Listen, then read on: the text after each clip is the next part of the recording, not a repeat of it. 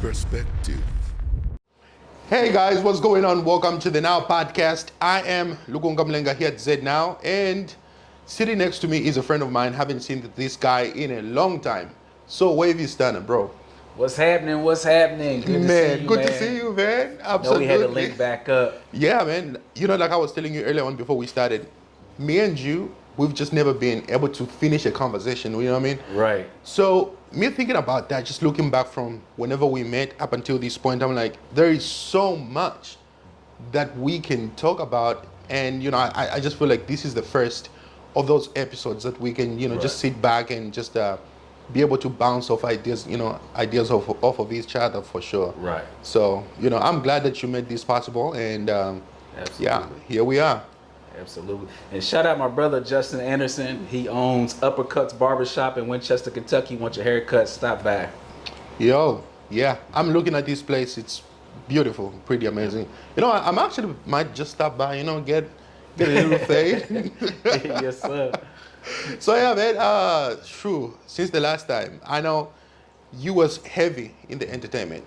You know, try to do things, inspire young people. You were trying to just uplift, you know, young people, invest in them. You know, doing music, and I was actually one of the videographers that you used to work with. You know what I mean? So I haven't seen you do that as much as you used to do back then. So where you at with entertainment?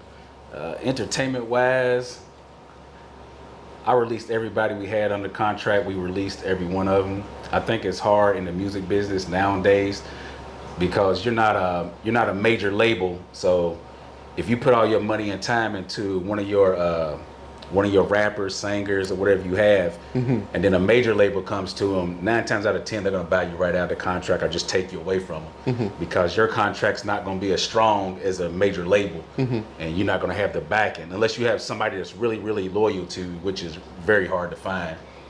And we had like 20 artists. And shout out to every one of them. All of them was very talented. I still talk to all of them. Shout out to all of them. It was just, I got 3 daughters, and me putting my time in another adult when I had 3 daughters coming up in society. In this world that we living in now, I'd rather put my time into my daughters and put my investment into my kids. So my kids can have heritage and money and knowledge of entertainment or whatever field they want to go into. For sure. Now, did you feel like investing your time, I guess, in other people? Did you feel like you had to take on that role, almost like a father figure? Which, you know, I hear what you're saying, you know, with having the daughters, but did you find yourself, I guess, going overboard more than you were supposed to be with those people? Yeah, I can say definitely a father figure because the kids was young. You know, True. And I was a lot older than them. I had lived my life already, and a lot of them was still coming up in the street life. You're talking like you were too old. I was old. Well, I was a lot older than them. They was in their 20s, you know, so it was hard to keep a 20-year-old out of the street and focus on music. So, and we in the studio all day, my whole team working, and it's hard to get them to come to the studio because they in the street. Right. You know, then you're bringing a bunch of street people around each other that normally don't hang around each other. So you got to make sure the vibe's right, you know, and you got to talk to them. Hey man, you don't want to do that. So like you said, the father figure, you definitely got to talk to them and keep them on the right path. And like I said, I was doing a lot of that, and my kids was getting older, so I gotta go back home and talk to my kids the same way I talk to them. Which you know? I can see that actually. And you know, shout out to your wife. She was heavily involved in that. Yeah, you know, shout out Madam Marcy. She was running a lot of it. So what were those conversations? You know what I mean? Because balancing that with your family at the same time, and then your wife is still seeing you like, all right, you know, I guess this is what you want to do, and I'm going to support you. So how were those conversations like? She was always supportive. Anything I always want to do. If I woke up one day, someone opened up a clothing store, she's like, yeah, you can do it. And she knows when she tells me I can do something, probably by tomorrow, I already have the spot cleaned out, clothes ordered, and shit's gonna be open. So she was more, I want to say she more ran it like Suge Knight or Diddy ran it. She was more, hey, you can't trust him. You can't trust him. They already backstab you. Don't talk to him no more. Cut him off. Let's move on to the next. Let's focus on this. With me, I have a big heart, you know. Always, because they was young, so I was always like, hey man, let's sit down and nobody got hurt over this, you know. Let's talk it out. Let's get back on this music tip. Let's focus on our dream. Let's grind this out so, you know, you can be able to take care of your family and I can take care of my family. We can remain friends. You get to the top, hey, pull me up. If I get there before you, I'll pull you up. You know, so, but she was strict. Well, was there any moments where you felt like you were so close with the entertainment, you know, and just anybody musically, and maybe one of the young kids that you can look back at, and maybe they missed the mark, but you know that you were this close to just getting to that next level? Yeah, I want to say shout out Trap Queedy, shout out Montana. Queedy's the guy. Shout out Nathaniel. Yeah. And I might be missing some. I just can't think your name right off top. But I want to say we had done a show. We rented a tour bus, and we had a blast on the tour bus. I mean, it was wavy all night. We had a great time.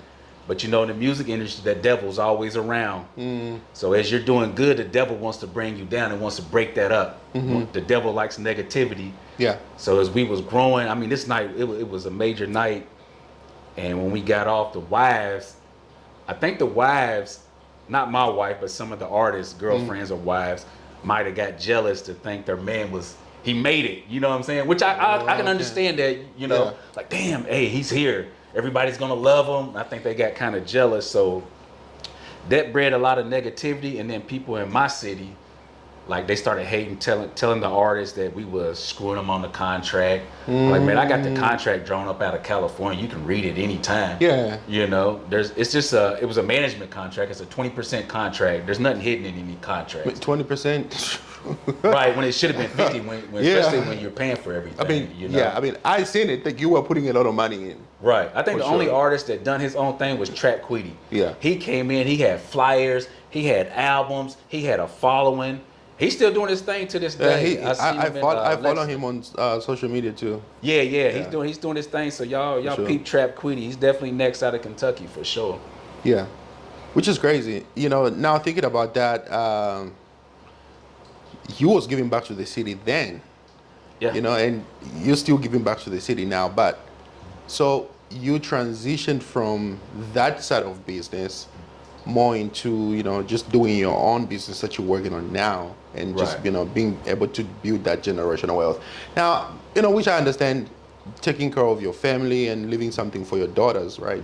That's just what you would expect, I guess, a responsible father, you know, to do. But what was the biggest breaking point for you to get to that transition and, you know, just be like, all right, you know, this is my sole focus right now? Yeah. We had ran through probably about $50,000. True.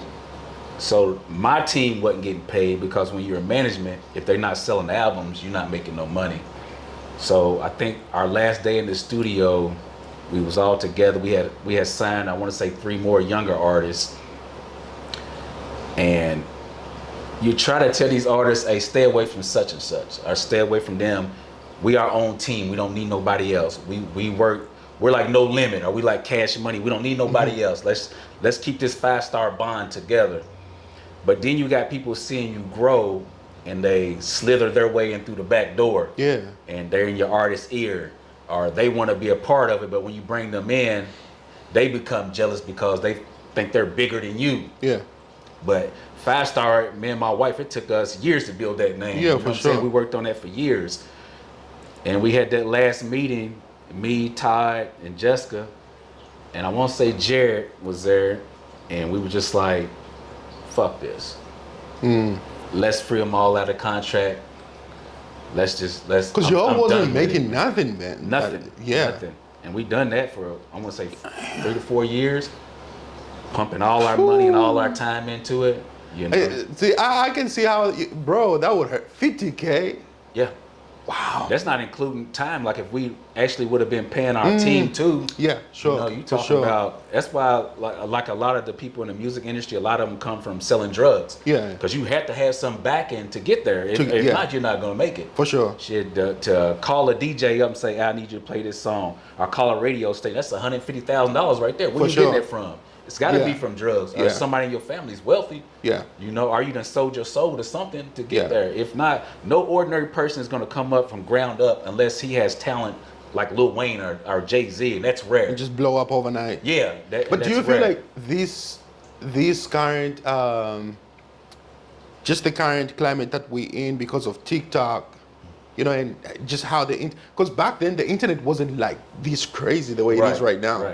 Right. You know what I mean? So do you think there will be more of a possibility? And if you were doing what she was doing back then, like around this time, you think you would have stood a chance? Yeah, absolutely. You know what I mean? Absolutely, because back then we had a following locally, Right. but Sure. we didn't have no global following. Yeah. Now my TikTok, I got 60,000 followers on TikTok. Yeah. So now if a song's popping, I can just upload that song and upload the team on there and just be consistent with it throughout the week or throughout the month. You know, then your following grows. So like you said, social media can play a big part in it now. You hear these new songs coming, like, that song is stupid. But if everybody starts sharing it on TikTok, hell, that guy's a millionaire overnight. For sure. We had it hard when we came up. You know what I'm saying? When me and you was grinding, we had it hard. We didn't have none of that, you know? Nah. But you know what? I still look back at those moments and I, you know, still appreciate those times. Yeah. You know what I mean? Because it was genuine. There was still the love for the art. I mean, we wasn't out 50K, you know me and my wife, but yeah, I think the most that we had, like we were out financially, was about maybe like $700. Right. But we were this close, Yeah, bro. yeah, Like we were absolutely. this close to just making it. I had done a video for one of these artists locally, and he had featured another artist that was actually, you know, celebrity. Right. We had such a great deal. It was like $1,500 to do a feature, and so Right. we did that song, right, bro? Tell me why the song was put out, and we trying to stay in contact with these artists so we can actually go and film the video. Right. This artist goes live on Facebook.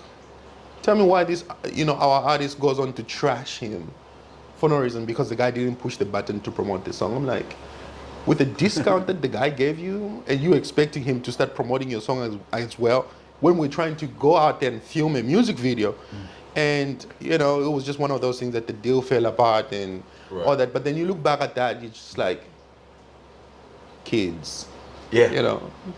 Yeah. You know, but at the same time, God, you live in a story that's already written. Yeah. You know, you might have thought you was so close, but God's already got you on to something else. You know, Like, I that's never not thought the about path that. I want you on. You're more intelligent. I don't want you around that type of atmosphere. You're gonna do something positive in this world. And that's how I look at things now. You said you guys was out about 1,500, but you got to think about you and your wife's time filming this and editing this. You know, even if you do $10 an hour, some of these videos take hours. I used to sit in front of the computer 10 hours straight. Yeah. You times that by $10 an hour each Yeah. night you doing that, you out of thousands of dollars. Time Yeah. is money. Time you cannot get back in this world. That's true. That's it's the true. most valuable thing in this world. That's true. Time. Yeah, I actually never thought about it like that, you know, especially with what you said about God not wanting you to be around that environment. I didn't think about it in that angle. Yeah, but it's a devilish environment, man. Yeah. Music is it's devilish. I'm more spiritual now, you know, than I was, even whenever we were having those type of interactions. Do you find yourself tuning more spiritually into God and, you know, just, into God, I guess, more than anything? Well, I always loved religion. When I was younger, you know, my mom never baptized us. My mom always said, I don't want to baptize y'all. I'm gonna let you find your own way, you know? So we stopped going. I think we missed church probably 15 years straight. I hadn't been to church, but I always knew I loved God. It was just something about it to me, that power, that aura.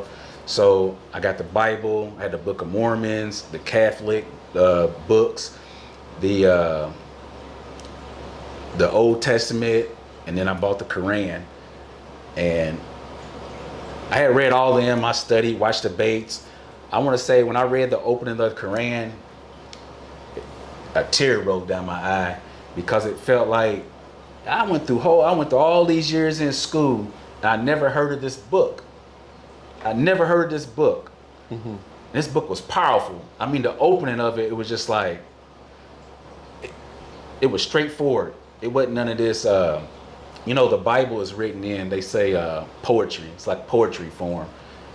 The Quran was straightforward. You do this, this is gonna happen. They call it the deen, the way of life. This is how you should live. Mm-hmm. It teaches you to love everybody, respect everybody, don't kill none. It's one part in the Quran, it says if you kill one man, it's as if you killed the whole of humanity. Mm-hmm. If you save one man, it's as if you save the whole of humanity. Mm. And after reading that, I don't kill ants, I don't kill spiders, I don't kill no bugs, I don't kill nothing. Mm. I don't have it in me, just that respect of life, So I was always spiritual. I can't say I'm a Muslim though, because I don't pray 5 times a day. So I don't want to disrespect Islam, saying I'm a Muslim and I'm not praying 5 times a day. Yeah. But if I had a choice, Islam would be the universal religion of the world. Because if you had a choice. It would definitely unite everybody. You feel that way? For real? Yeah, because in the Bible, the Old Testament, it says things in there about slavery, love your master. Like, to me, I'm like, that doesn't make sense. You know what? Okay, not to push back, but I'm just offering a different perspective on that. I was actually I delved into that scripture a few days ago about, that verse when you read about, obey your masters. And then I found one thing which was very interesting, right? Mm-hmm. So when you look at that, you would find that God wasn't the one sanctioning that. Mm-hmm. This is Paul writing to the slaves. But when you look at the way slavery was done around that time, right, you're looking at Romans, were the ones that were in control of pretty much this huge territory, right? So you had Israelites that were still under the Roman rule. But then also, if you owe someone money, then you also become somebody's slave as long as you're not able to pay back. Right. So then what Paul was trying to communicate there was, hey, obey your master just as you would obey Christ, right? Mm-hmm. So that in doing so, that person's master can see to say, well, wait a minute, why is there so much of a difference in this person that even though they are my slave, they are portraying this different kind of love that I've never seen before, and this kind of obedience. Right. But then if you look at that same scripture, right, if you read further down, he says to the masters, because it didn't just end there. He says, masters, treat your slaves just as you would treat Christ, right? The same way that you would serve Christ, I want you guys to treat your slaves the same. So in that, like your brother, that's what he said. So if you look at that, then you would begin to realize, is this guy actually advocating for slavery? Because who's going to tell a master to treat a slave like a brother? Right. You know what I mean? So I'm like, that gave me a different perspective to say, this guy is actually not advocating for slavery. He's advocating for equality, if you actually look at it. Right. Not saying that slavery was good, of course, Right. What if he would have said free him instead of treat him like your brother? Wouldn't he say free him? So, yes. Wouldn't God be like... To some extent, he would have said free them. But then if you think about it, that's actually a wordplay on somebody's mind. If you go to the book of Philemon, he actually addresses Philemon exactly that way. There was this guy that was one of his servants. And so Paul tells him, when I send him back, don't treat him as a slave anymore. Right. I need you to treat him exactly as a brother. So, much of that doctrine from the Bible is actually based on those letters that Paul wrote. But, I agree with you, slavery is bad. Yeah, absolutely. You know what I mean? But it's just one of those things that I think we can kind of get into misinterpreting the Bible just a little bit. Yeah, that's what I was saying about the Quran. The Quran was more straightforward. Direct. Yeah. You know, the Bible, you can interpret it in so many different ways. There is so many ways. Yeah, it's, for sure. so So many so churches. you believe Jesus was crucified? Hey, that's what the Bible says. Did you believe he was crucified? Absolutely. You know, I believe he was crucified. So You know what I mean? so I do. So question for you. Yeah. When Jesus showed up to the upper room, Yeah. it says he shewed, which means he showed his hands and feet to his Sure. disciples. He said, "Why are you terrified? Why are you afraid? It's me. Right. I'm And no then he spook, showed them. I'm no ghost." You know, he showed him his hand, touch me. Right.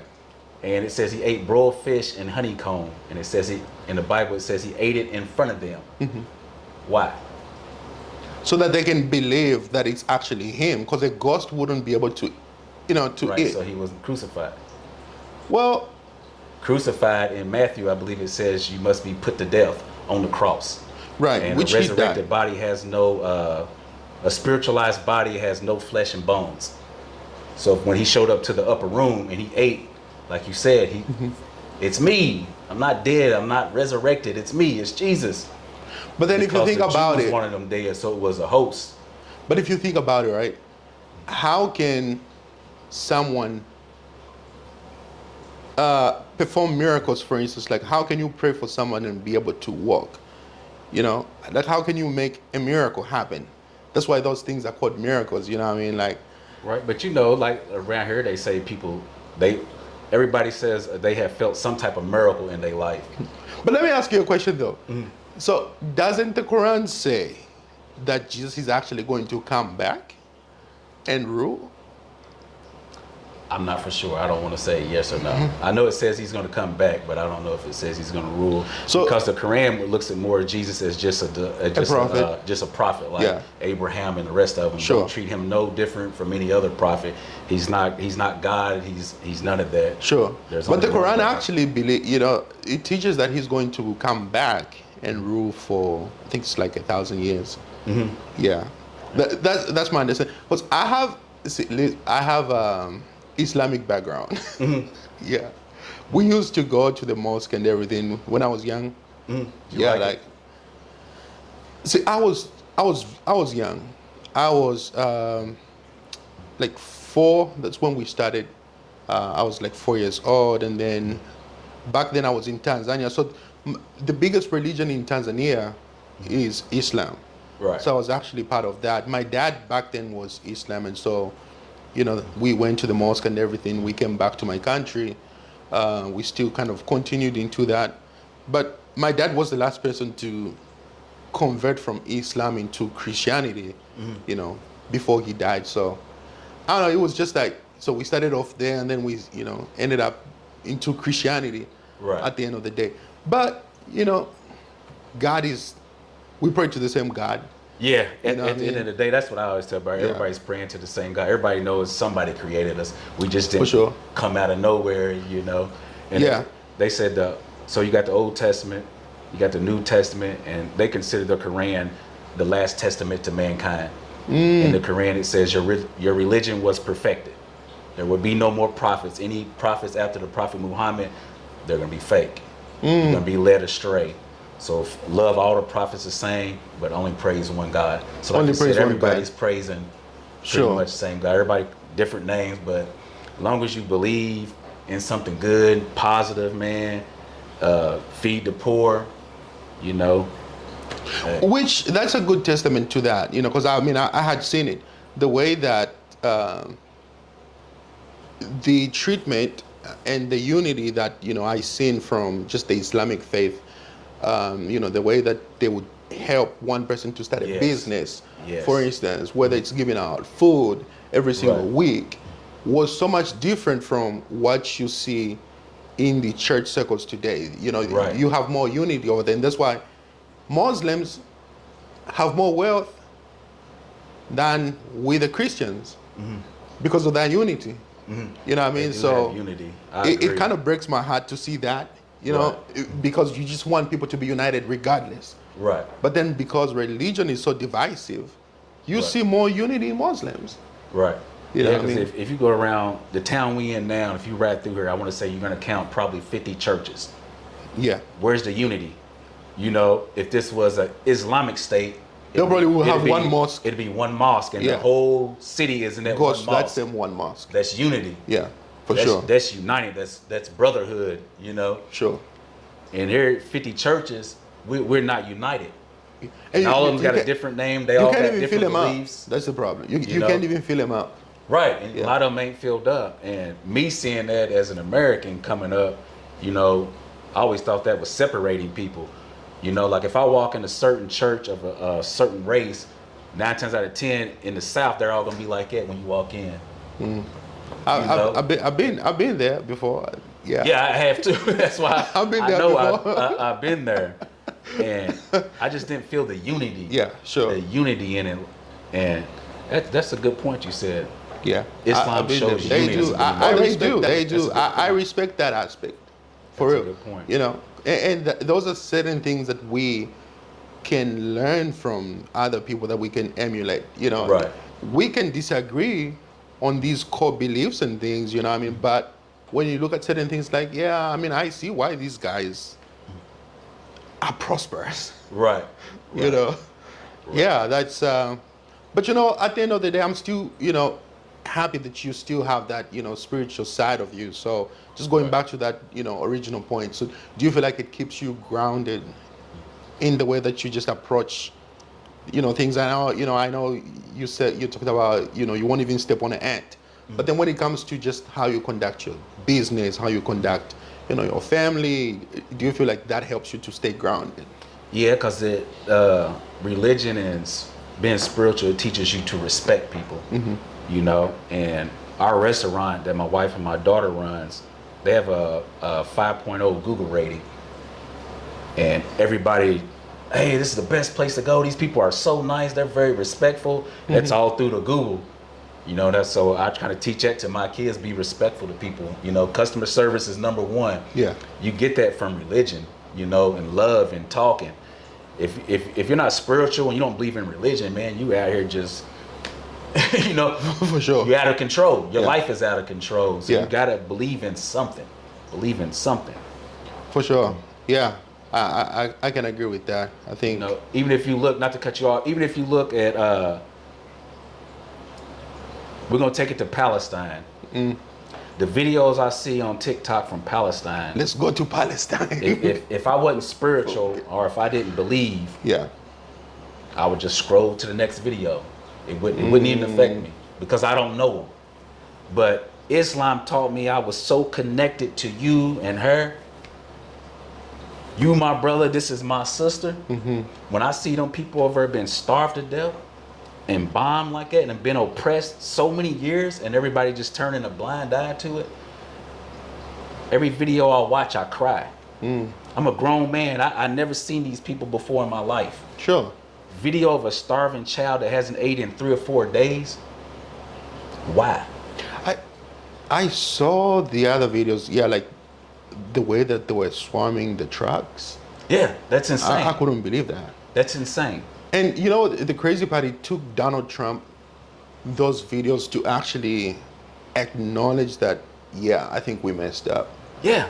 You know. And that's what baffles me. I'm like, y'all seen all these videos. You got the CIA, the FBI, you got Mossad, you got the whatever agency you have over there on the ground. Yeah. You've been seeing this because we're seeing this. Sure. We have watched a live genocide in the 21st century. We're watching it live. Yeah, sure. You know, one day you will see a podcaster over in Palestine videoing.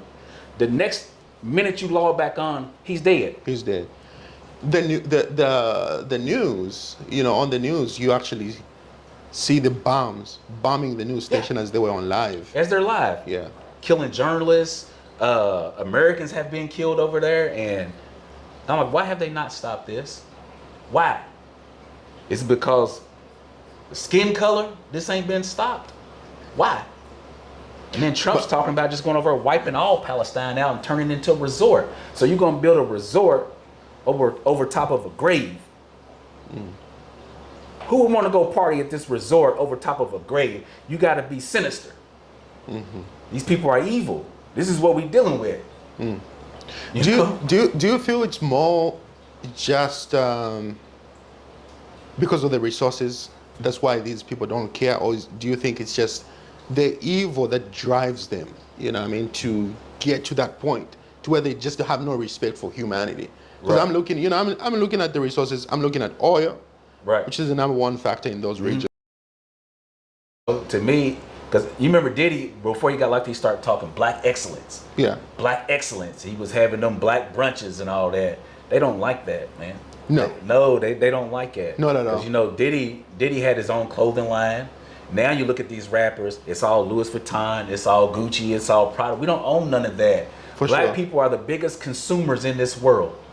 Black people push the money in America. You take the black money out of America, it'll collapse. I like to read the to go on the surveys and read on the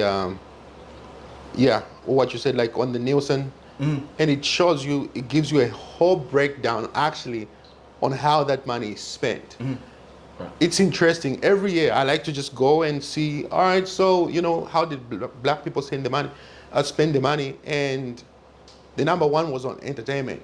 Yeah. TV, social media. That's where the majority of the money was spent on. And it changes my perspective actually. I'm like, wow, this is crazy. And we don't own any of that. Don't own nothing. Yeah. Own nothing. Even all these hair stores that's opening up, black people don't own none of this. You're making billions in India off hair. We're buying this hair is coming off little girls' hair, cutting their hair. Cutting their hair, yeah. You know, that's $1 billion. Black people turn hair into $1 billion industry. God blessed us with beautiful hair. How Yeah. come we not wearing our own hair? You know, God blessed us with this, and they have taught us in this music, Cardi B and all of them wearing Glorilla, and these girls look up to that, and all these young girls are wearing wigs covering up their beautiful hair. Man, and turn it into $1 billion industry, man. They listen to this, they're gonna be saying, they're gonna start talking about your wife. So, saying, oh, she must be suffering, she must. Because, that's the rhetoric that people have. They would rather, instead of listening to the message and sitting back and say, you know what, you're making sense. They'll start saying, oh yeah, you must be abusing your wife, she's miserable, she needs to leave you.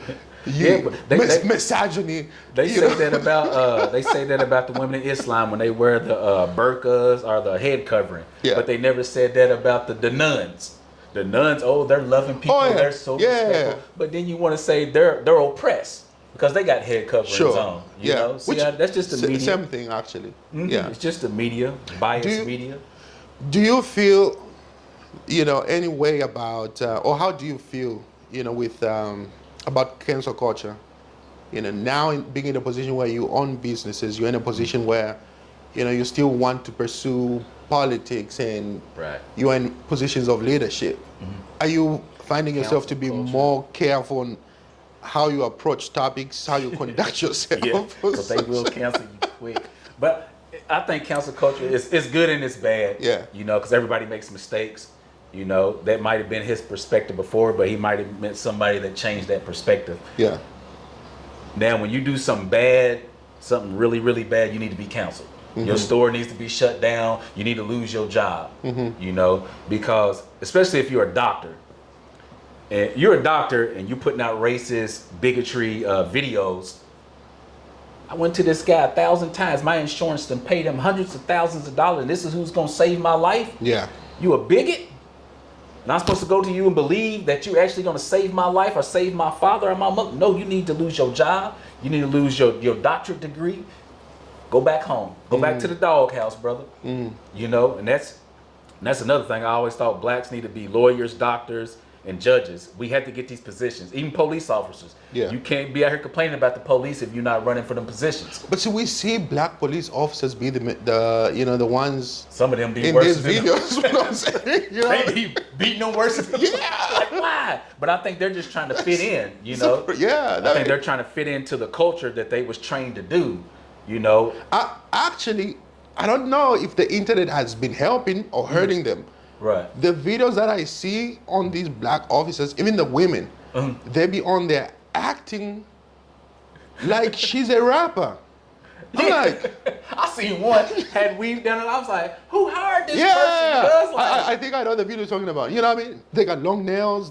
Yeah, I'm like, how are you chasing somebody, arresting somebody? Your nails this long, you know? BBL. I've seen one. I was like, She just run. yeah, what? But, you know what I mean? Yes. But I agree with you. Those positions definitely need to be filled in. But Yeah, black it people. does. And like I said, all we do is complain, but we don't go out for none of these positions. You know, if you want better police officers, hell, run for them positions. Yeah. You know, get a group together, say, hey, let's go fill out for these positions down here so we Sure. can police our own neighborhood. Yeah. You know, like you said, some of these police officers, not all of them are bad. No, You of have to course. have law and order wherever you go. Yeah, for I sure. think they need reform. It definitely need police reform. They need to be trained better. Yeah. It takes you longer to be a barber than it does to be a police officer. Yeah. You know what sure. I'm saying? They're telling you the laws and they don't know the laws. You know Half what of I'm the saying? time they don't. Yeah. They don't For because sure. they're not taught that. Yeah. So they definitely it needs reform. They need to be trained better. I wouldn't want to be no police officer because I don't want to be putting my life at risk unless Yeah. it's for my family. You know, Yeah. so salute to the ones out there putting their life at risk. It's actually trying to save and protect and not harass and collect. I like that, for sure. You know, as we wrap up, what's next for Stunna SoWavy? I'm thinking about getting back in politics. I want to do the TikTok thing, but I'm kind of bipolar. I'll be looking at some of my videos like, why did I say that? Or why did I have that on? I'll delete the video. Or somebody will say something, then I'm like, nah. Or somebody will share it. I guess they repost it. What is it? Duet the video? They'll do I'm like, it. oh my God, that video's on there for life. Why they duet that video? So I delete the video. So probably politics. I always like politics. I like Yeah. being able to go to a neighborhood or a community, look at it and see what needs to be changed and fixed to better the environment. Mm-hmm. You know, either that or I want to go. I want to go to Palestine. I want to see it for myself. You know, I want to see the destruction. I want to be there to help them, talk to them. If I could take them kids in, I'll fill my whole house up with them. You know, I want to go over there and feed them. If you guys know any Red Cross, or if y'all ever do it, let me know. I'll definitely be down to do that because I can't sleep at night, man, thinking about them kids, man. I got depressed. I believe it made me depressed, man, watching the videos, and I couldn't sleep. And I would just pray like, Allah, please stop this. You know, just hearing them kids cry, the stories that you see is just. So I would love to go over to Palestine and, man, just help them out, bring peace to that whole region. Absolutely. You know?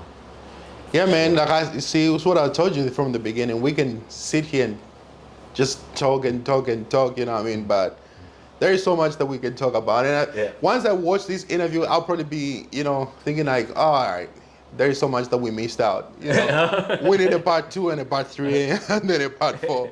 But you know, anytime that you know, you just wanna sit down and you know chop it up the same way you know that we did. For me, you're just more than welcome every single time, and I truly appreciate you just you know being so accommodating and you know making this happen and making it possible. Yes, sir. It's always a pleasure, brother. Yes, sir. Yeah. From Africa to America. I feel like it's coming to America every single time.